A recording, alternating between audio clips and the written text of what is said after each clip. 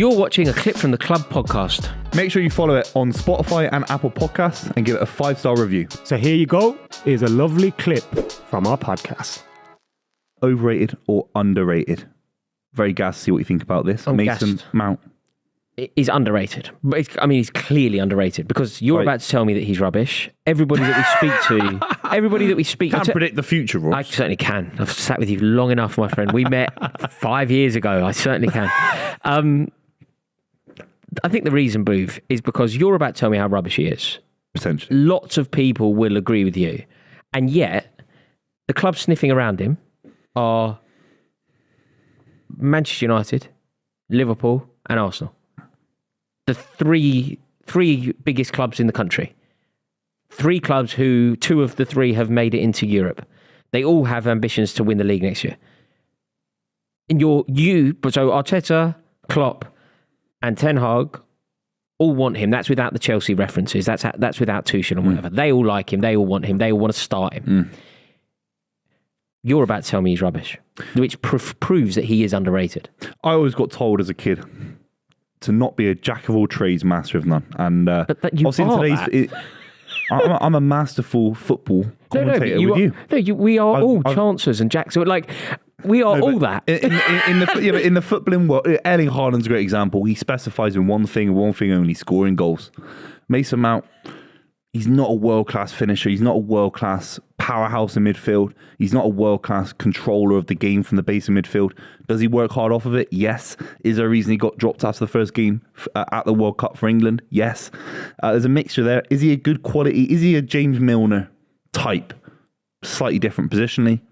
Yeah, I could see him floating around. James Milner was never a world-class pinnacle player, but he ended up playing for all the big clubs. Villa, Newcastle, Leeds, City, Liverpool. I think you've got to be careful.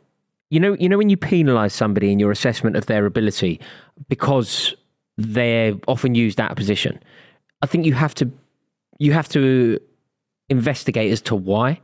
So the reason that Mason Mount has sometimes played as a right winger and sometimes played deep lying midfielder and sometimes played at the top of a diamond is because he is the best at all of those positions and therefore he can do it.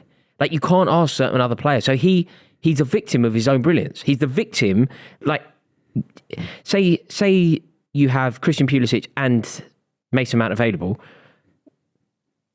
You can't ask Christian Pulisic to do anything other than play in one particular position. Yeah. So Mason Mount has to be deployed all over the place. If he goes to Manchester United, which sadly it's looking like he will, and he will just replace Christian Eriksen, he will play that left number 8. He'll be one of their best players next season. And you, my friend, will eat humble pie. I will do so if I get it wrong, which is very, very rare. Declan Rice, I can go with this. I think he's very, very underrated. I think he'll go on to be one of the great midfielders to come out of his country in the last 10 years. I think he'll win a Premier League at least. I think he'll win a Champions League at some point if he gets his... It's all about the transfer trajectory, getting that bang on. I think he's a world-class midfielder with what he can do. I think you talk about Mason Mount being able to do loads of different things. I think Declan Rice can actually do more, obviously slightly different things. He's less of a forward-thinking player. I'd rather have Declan Rice than Mason Mount in my squad every day of the week. The one issue here is, does anybody disagree with that? Do you hear people saying that Declan Rice isn't destined for the Champions League, isn't ready to play in the Champions League, isn't capable of playing for virtually any team in the country? I feel like, I don't necessarily think he's overrated. I just think people are very aware of his brilliance. People are very aware of how good he is. So for us to call him underrated, surely we have to say that those things aren't happening. I think there's underrated. A difference, though. I think people can he play for Man United tomorrow? Yes, we all agree, and Arsenal, and even Chelsea, of course. But going on to actually be a big player in those sides as well, I think that's the debate that people have. I think that there has been a little bit of a question mark about, even with England. I think he's been instrumental for England's rise and getting to the first final since '66 and the World Cup run, even though it was cut short because of Harry Kane's failure. Declan Rice, he's more than just a good player at Man United. He could be their best player at Man United. He could be the best player at City. Yeah, but you see, now you're overrating him. You're calling him potentially the best player at Manchester United in a team where there's Casemiro. Like, he's not going to... He will, though. He will not... He's still too young to say that. He will never, ever win what Casemiro has won. But Casemiro arrived at Real Madrid and that's a transfer trajectory. No, but as a career... We benefit No, but we're looking at career-wise. Declan Rice, technically speaking, is as good as Casemiro. Declan Rice will not end his career with anything like the trophy. Yeah, that's down to where you're born. It's down to the fact that because he was playing Porto. Real Madrid go and buy him from Porto, whatever it was.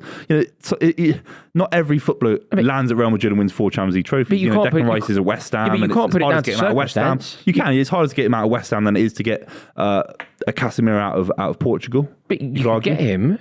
He's going to have the opportunity. He'll compete in a lot of Champions Leagues, Declan Rice. My point is... I know what you're saying. I feel like you're overrating him. You're like Mikel Antonio did this. Mikel Antonio said he's the best defensive midfielder in the world. He's not the best defensive midfielder in the league. Yeah, that's true. I think you could go on to... I'm not saying now. But he's better than Casemiro right now. Of course not. But Buvey, we can only judge what we've seen today. Was he 23, 24? But Buvey, we can only judge today. You're giving yourself too much of a... that the transfer that when it does happen this summer, he'll get to a level a lot higher than people think, and that's why I think he's underrated. You're being coward. You are. You're being a coward because you know when we were speaking about Jadon Sancho, and I said I don't think he should play for Man United again. That's a bold, definitive statement upon what I've seen. The easiest thing for me to do there would be to say, well, there's potential, and who knows what he could do in the future. Yeah, that's all true. But but we have to judge it by today. And today, Declan Rice is a very good player, but he's nowhere near the best midfielder in the world. In the world, nowhere near it. Yeah, I think. So you've overrated him. Yeah. Go on, 1-0, Rory. You win. I won the Brexit 11. The hardest 11. Finally, Graham Potter, and I think it's an interesting one because obviously he's linked to a few jobs, linked to Crystal Palace, he's linked to West Ham potentially. Quite light links. Is he underrated or overrated? I don't think we should talk about this man on this podcast. I genuinely think that we are doing... This is a footballing podcast. We're talking about footballing issues. We're talking about football people. Roars. This man is a complete and utter shambles. He is a joke, and he does not deserve to have his name mentioned upon this podcast. You could argue Lampard was so dross at Chelsea in his second stint that he actually made Potter's legacy look far more stable, far more successful. Big wins against AC Milan in the Champions League, etc. Yeah, Potter looks like a revolutionary now that Lampard came in and won basically 0 football matches in 3 months. Lampard came in as a vibe hire, as you would call it. He came in because it was so toxic. Yeah, it was so toxic under Potter, and it could never get that toxic under Lampard because people love Frank Lampard. Is he a top 10 manager in the Premier League? For me, a quick answer is yes. Are you joking? He took Brighton to a top 10 finish. Are you joking? Graham Potter is a top 10 manager in the Premier League. Of course he is. With the right club. He's not a Premier League manager. He's a Premier League manager. He's not a Premier League manager. His next job should be in the Championship at best. Completely out of... Look, okay, maybe he could do a job at Palace. But they've been a Premier League club for 9 years, 8 years. Yeah, but then if you're a top 10 manager in the country, you don't manage Palace. Roy Hodgson isn't in the... Look, it isn't about if the club finish in the top 10. Yeah, all right. You're saying top 10 biggest club in the Premier League. You wouldn't call Roy Hodgson the top 10 manager. Well, Brighton aren't top 10 then. But Brighton are, De Zerbi's a top 10 manager. You know? So... you could argue Palace have been mid-table for a good 6-7 years. Good stability. Vieira took him top half last season. Oh my God, imagine if he goes there because of the hatred, Palace and He's Brighton. Been seriously linked. And you think, if they can keep Hodgson in a kind of advisory role, maybe that happens. But Graham Potter, he's not Championship. Maybe Potter can do a job for clubs like Palace, Brighton, Brentford. But he is not capable of working. When people were saying, he's next in line, he's the heir to maybe the Tottenham throne, or obviously he could do Tottenham. He could do a job. I'd take him at Tottenham over Ange Postecoglou. I'm actually surprised that they haven't done that. Do you think they've explored it? I think there's a lot of... You can't go with Mourinho, Conte, Villas-Boas back in the day. It's not a good look. Yeah. To do Potter, who failed. I mean, even Conte obviously succeeded at Chelsea. Yeah. Hoddle just take second. Hoddle was Chelsea manager first. Yeah. Villas-Boas. There's way more examples as well, isn't there? Spurs taking... You've named 4. Is there more than 4? I'm just thinking, vaguely speaking, I think Spurs have got a history of taking other clubs kind of... Yeah, Chelsea. No. There's a direct link between Chelsea. Obviously, Mourinho, Villas-Boas, Conte, Hoddle. I'm thinking if there's any more. Is there any more? They've definitely followed. They've seen a blueprint by Chelsea and they've tried to emulate it. Yeah.